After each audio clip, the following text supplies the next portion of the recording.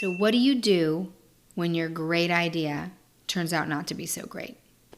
Well, most people first get pretty depressed and down, which is totally and completely natural because you've probably poured your heart and soul and passion into it.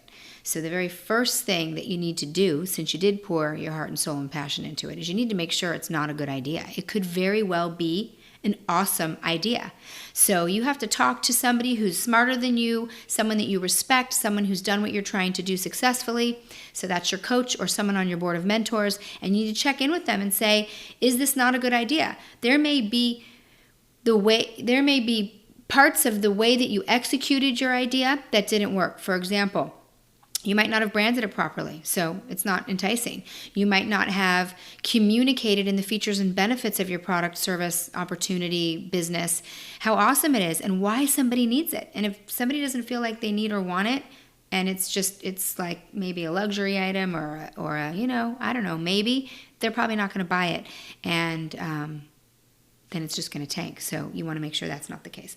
And then number 2, once you have gone through that process, is you got to forgive yourself. If it is indeed not a great idea, you've got to forgive yourself, right?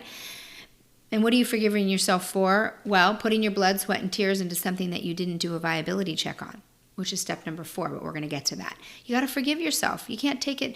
You can take it personally, like what do I need to do differently in the future so that this doesn't happen again? But the faster that you can do that and move on and just go, okay, this is how I learn. I didn't know. The faster you can get to the business of being successful. And that's what we want. So number 3 is let it go. You just got to let it go, right? You're creative. You're going to come up with other ideas. You're going to test them, which is going to be step number 4. But you got to let it go. So you have made sure that it isn't a great idea.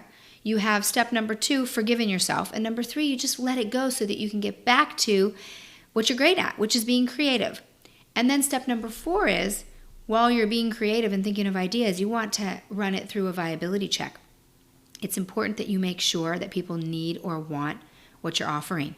Because if they don't, then they won't buy it, and you will have done what you initially did, which is put your blood, sweat, and tears and passion into something that isn't going to sell. So we don't want that. So viability check looks like you've got to prove it. You've got to prove that people want or need it. So check the statistics, do surveys, get on the phone, call people in your target market, start asking, look around and see what kind of competitive products, services, opportunities, businesses are out there. Because if there's competition, then that means people want what you're offering, and that's a good thing. All right, so go create new ideas and get them out there.